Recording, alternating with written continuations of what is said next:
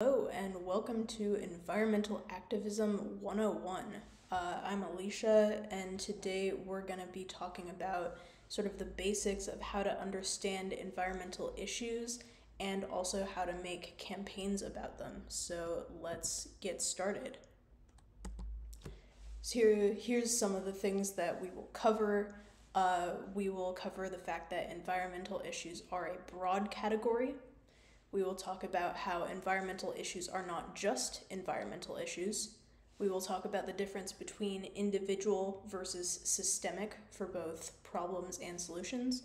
And we're going to talk about root causes and what they have to do with campaign strategy. So to get started, first we want to think about what are environmental issues? What can they be? They are a very broad category.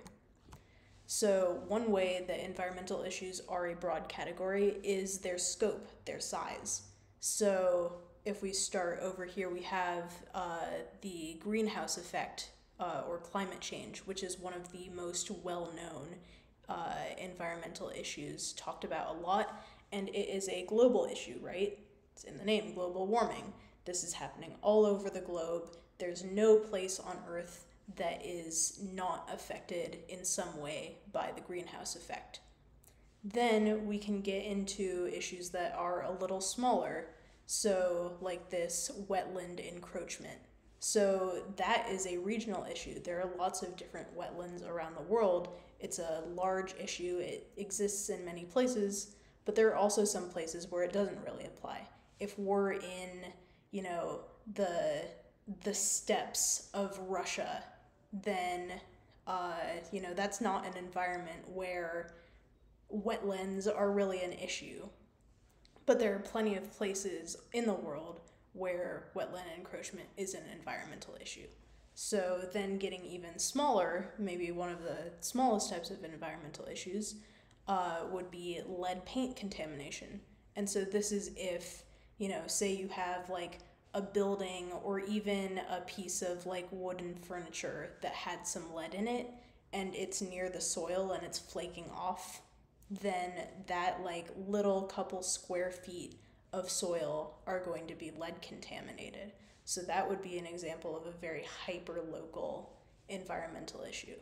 So environmental issues can come in all these different types of shapes, sizes. Then we also have something called point source and non-point source. Like the name suggests, this oil rig mount function, something about it is I can point to the source of the oil leaking out.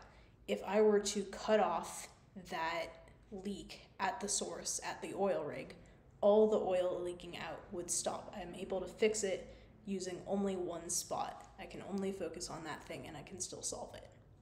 Now something non-point source, like this litter, we see all the trash here at these garbage cans collected in one area, but where did that trash come from? We don't know. It could have come from lots of different places, different people coming from different places and throwing their trash into here. So this is not something where by cutting it off at the source, we could stop this problem. It's coming from lots of different places and there's no one way to end it.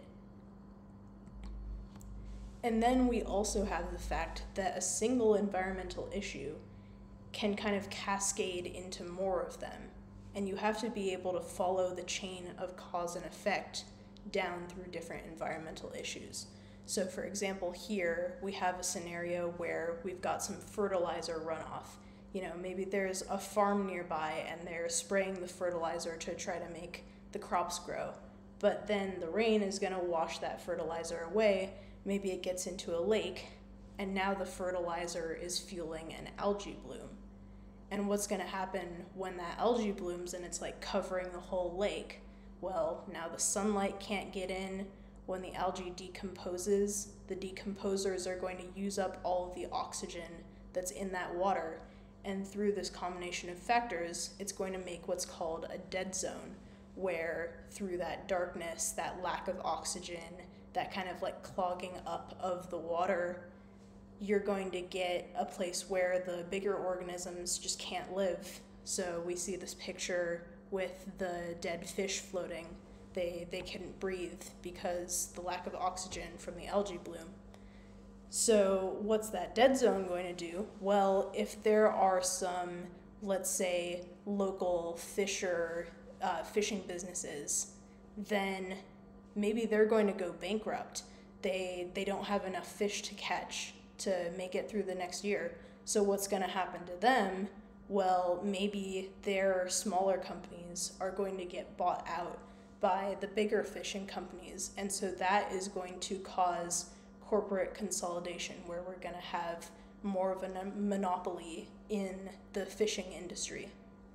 So we can see that these different issues, one by one, they become each other. And something to note is that, see how the first three, they're kind of like biological or ecological problems. They're something that would be studied with like biology and biological sciences. That's who would be studying them. But then we get to this fourth one with the corporate consolidation, and suddenly this is more of a political or economic issue. And this is something that, as environmental activists, you should be prepared to encounter. Environmental issues do not care whether, like, oh, this is a political issue, and this is an economics issue, and this is a science issue. The issues don't care. Like, there are no boundaries between these things. So you, as an environmental activist or a group that is pursuing an environmental campaign, you're going to have to be ready to follow your issue through lots of different fields and follow it just wherever it leads you. And kind of connecting to that, we can say that environmental issues are not just environmental issues. They do not stay in their little self-contained category. And let's look at some examples of how the intersections of these different issues work. So let's look at this one, where an environmental issue is also a labor issue. So this is a picture where we've got some workers who are cleaning up a toxic chemical spill in their workplace. So, you know, if they don't have the proper protective equipment, then they might get the chemical on their skin. That could be a health issue. If they are overworked and their boss is encouraging them to not follow the safety protocols, then maybe these spills are going to happen more often. So through this, a worker safety issue, a labor issue, is an environmental issue, and you can't solve it with just one or the other. Here's another one where women's issues and environmental issues come together. So we can see in the picture that this is a place where people are gathering water, but without the infrastructure of water pipes, so they're having to use the water containers. So this is something where usually the people who are kind of like tasked with water collecting and getting this back from, say, a well, are gonna be women. They're the ones who are expected to do this type of labor. So what if there's a drought and now the nearest source of water is much farther away? Well, now all these women and girls are going to have to walk farther to get the water to sort of like fulfill their task. And if that's taking them like hours longer, then maybe they have less time to go to school. They have less free time, and so they're going to be pulled out of school to make sure that their family can keep getting their water. So now, because of this drought and environmental issue, it has exacerbated a women's issue, an issue of access to education.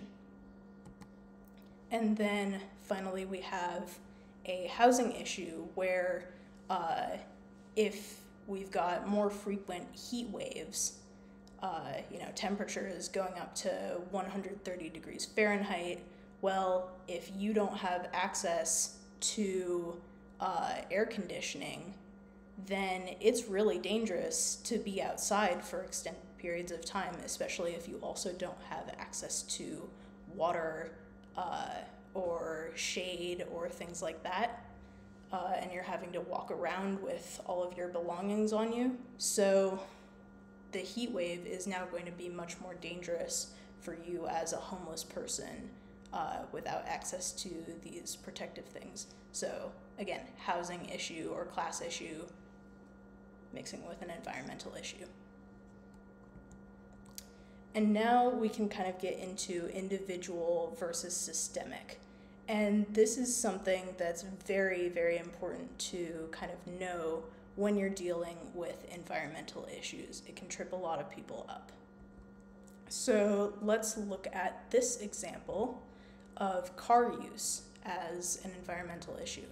If we were gonna look at that from an individual standpoint, well, we would see, all these people are driving their cars everywhere to go to the grocery store, to pick up their kids, blah, blah, blah.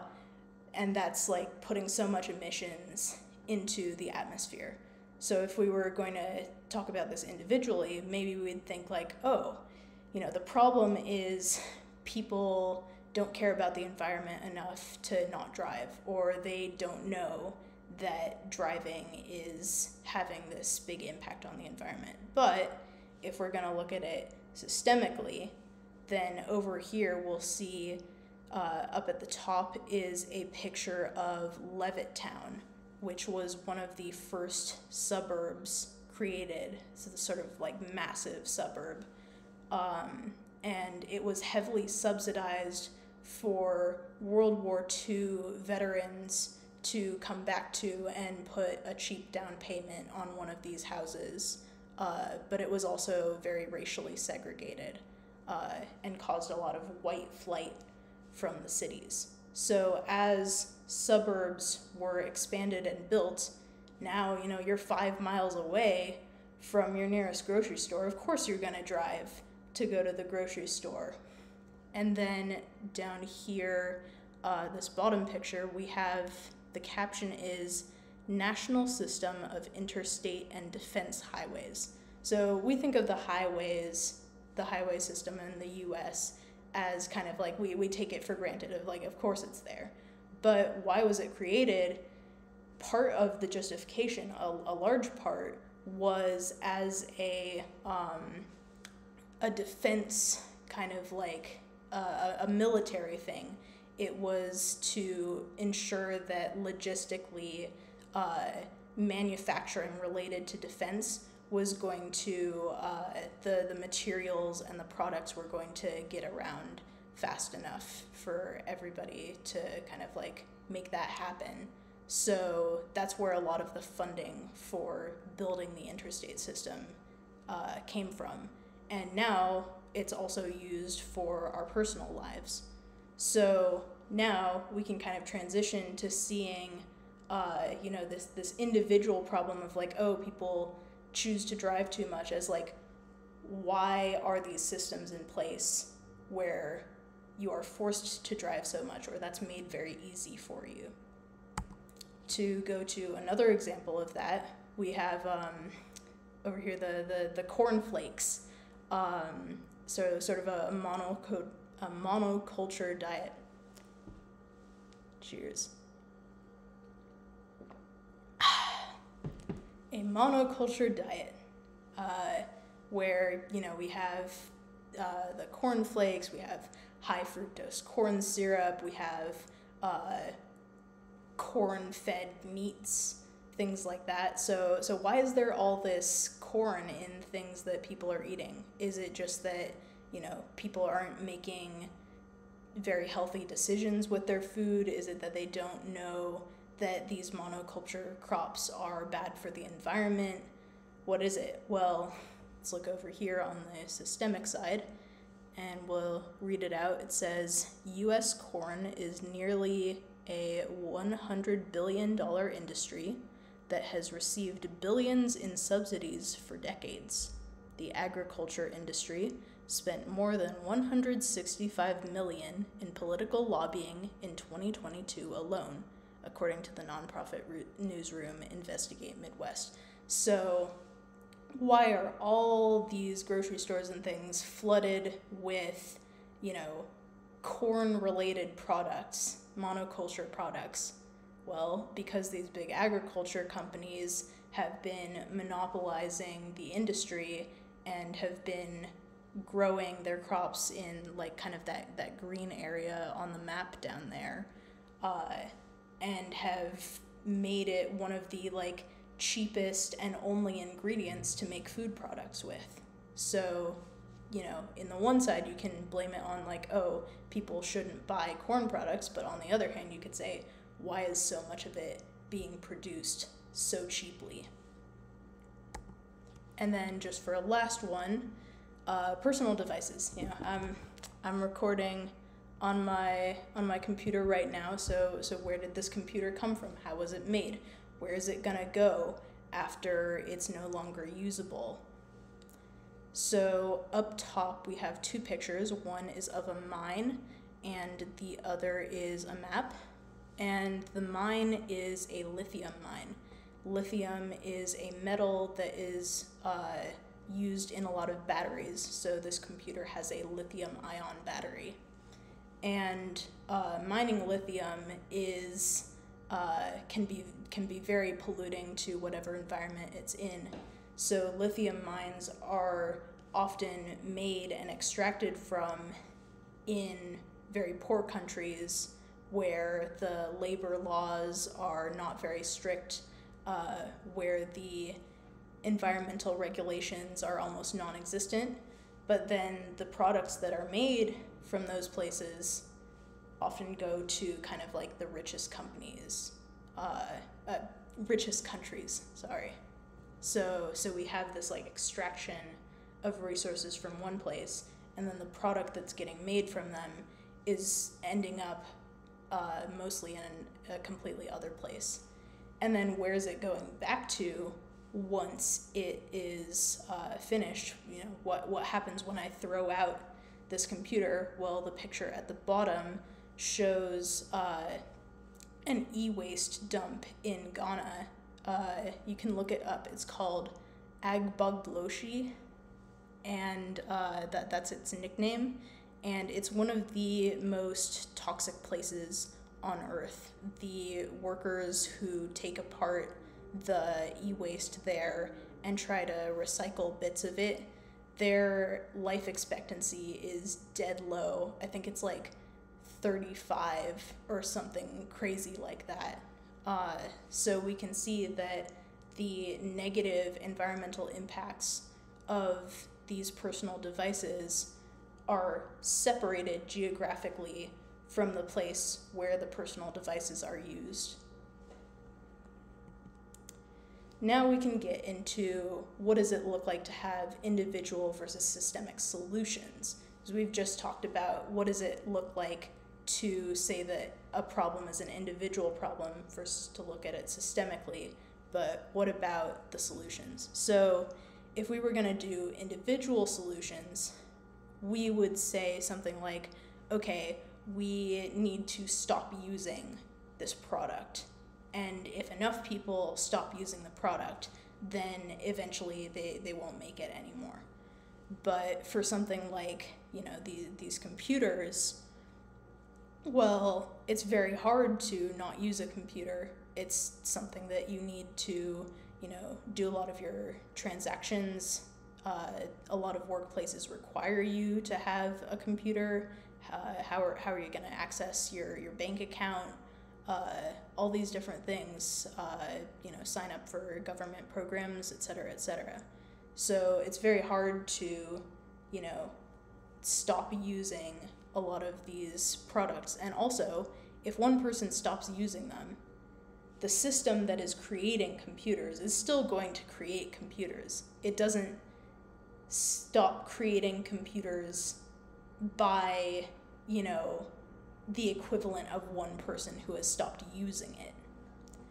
So then if we thought about it the other way, then you would start with trying to eliminate the system that is creating all of these individual choices. So instead of over here saying that like, oh, everybody needs to stop eating cornflakes and high fructose corn syrup, you would say, let's stop the agricultural companies from lobbying so much so that they can have these monopolies, so that corn is this like super inexpensive ingredient. So then if that stopped, then a lot less corn-related food products would be made, and people wouldn't have to boycott them because they just wouldn't be on the shelves.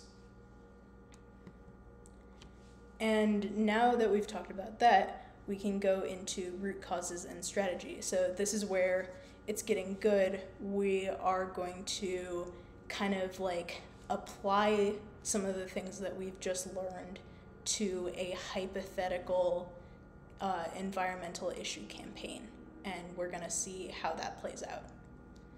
So here is kind of a representation of different kind of like we've got our big issue over at the end of capitalism and imperialism, and then over at the way other end we have just this like little tiny thing that we might notice in our neighborhood. We have high asthma rates, and then if we kind of like look at what connects them, then we can see, okay, high asthma rates, what's causing that? Maybe there's some air pollution in our locale. Why is there air pollution? There's an unsafe factory nearby. Why is this factory violating the Clean Air Act? Maybe there's lax regulation, nobody's enforcing it. Why is there not enforcement? Maybe the corporations that own this factory have made it so that enforcement is like really hard for the Environmental Protection Agency.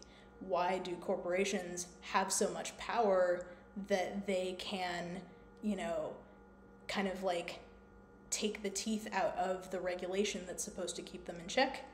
Capitalism and imperialism. So we can see the progression from this like really small issue that we might notice to something really big. But what do we do with that?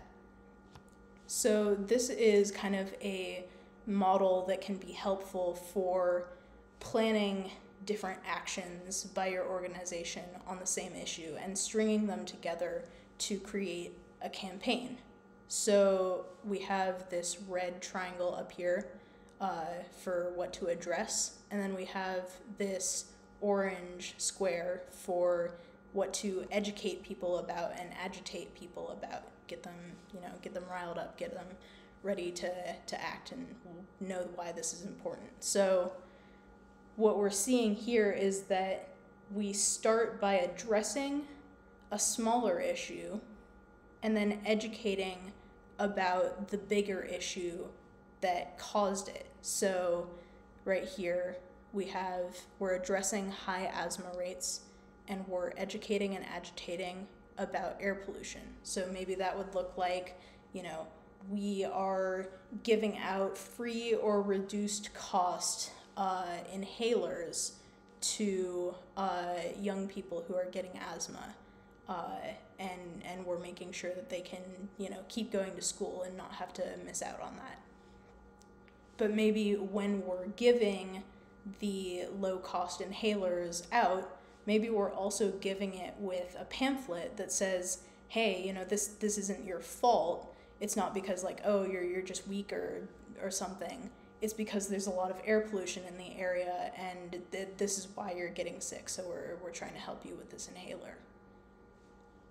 And then, if we wanted to continue that campaign further, now we would switch to, now people know about the air pollution because we taught them about the air pollution. So now we can talk about like, how are we going to address that? But now we are educating and agitating about some of the causes further along the chain. So maybe now we've got some people to show up at the city council, and we are urging them to declare a public health emergency around the air pollution so that they can expend more resources toward preventing it. But as we're at the city council meeting, advocating for this proposal, maybe we're also giving some speeches about the unsafe factory nearby and how it is violating the Clean Air Act. So now we're addressing this air pollution issue, we're trying to change that, but we're also getting people ready to think about, what's going on with the factory, what's going on with the fact that it's not following these laws that are supposed to keep us safe. And then, further along in the campaign, now maybe with this factory, we're helping the workers there to organize a strike that is going to force them to clean up their act and get the air pollution from their factory under control. And so we're striking with the workers for that. And then at the strike, we're talking about, why is there this lax regulation? Why are they able to not follow these rules? Well, it's because they're these big corporations with all this power because of capitalism and imperialism. So you can see that throughout the campaign, each time we're addressing a bigger and bigger issue, but we're also educating people about the issues to come and preparing them to address those things too. So it's kind of this building on itself. And then, this is the fun part. So alliances. We talked earlier about how, environmental issues can go all over the place. They're connected with other issues. So let's see kind of an example progression of that. So we've got our high asthma rates that we've just noticed, and we want to make some kind of campaign around that. And we find out that the cause is air pollution. Okay, we're going to do something about that. Well, maybe we also find this other group that has been advocating around trying to reduce the acid rain, which is also caused by air pollution. So we share this common cause. We don't like the air pollution. So maybe we team up. And then it could happen again, where we find out that if the air pollution is because of the unsafe nearby factory, then maybe we link up with this worker organization that found, okay, a lot of our workers have financial instability. Why? Because they have high healthcare bills. Maybe they get injured at the factory and then their job doesn't have good enough healthcare benefits to cover the costs. So that's also linked to the unsafe nearby factory. And then we find out that why is there the unsafe nearby factory? Because of lax regulation. And now, who else cares about lax regulation? Well, maybe this racial justice group that found that, okay, the kids aren't safe outside. Why? Because they're threatened by police violence. Why is there so much police violence? They've got this bloated police budget. They're just siphoning it off from the other city or state funding. Why are they able to do that? Lax regulation. And then we can go further. And we can say that we find out that the lax regulation is influenced by the corporations having all this power. And then we team up with an educational organization for educators, for teachers, and they've found that there's a shortage of teachers. Why is there a shortage of teachers? Because it's not a very lucrative employment, and people who do it go into a lot of student debt. So why is there all this student debt? Well, and why is there student debt specifically for teachers? Well, because only the profitable degrees economics or something, those get sponsored by the companies that want those people as employees. So, if you get your teaching degree, nobody's paying you for that, but if you get your economics degree, maybe somebody's paying you for that, or your engineering degree, and you can go work at the, Lockheed Martin or something. And so why are there these sponsorships? Well, the universities have public-private partnerships with the corporations. So now you've got, we see our team growing to address bigger and bigger issues. And then we can get even bigger. Now we can go international. And we can find a group that was talking about the women and girls issues that we found earlier. So they noticed there's fewer girls in school. They're walking longer for water, so they don't have the free time to go to school. Why? Because their region is unprepared for a drought. Why do they? Why can't they get their water somewhere else? Because of the lack of infrastructure. They've got no water pipes. Why do they have a lack of infrastructure? Because of colonization of their country. And why was there colonization? Capitalism and imperialism. So now, as your issues get bigger and bigger, luckily you have more and more people who care about that big issue from a variety of other smaller issues. So you can have your team grow and grow and grow, and you can be part of this bigger movement by seeing how it's all connected. And that is all for now. Thank you so much for watching. Feel free to leave questions or comments down below. Discuss this video with your organization when you're planning a new campaign or trying to figure out how to have an environmental focus. And hopefully I will be able to get in touch with you guys if you want to show this video in your organization, and then have me come and discuss it with you if you want me to kind of help you apply it to what your organization is doing specifically. Hope to see you soon and tune in for other videos. Thank you so much.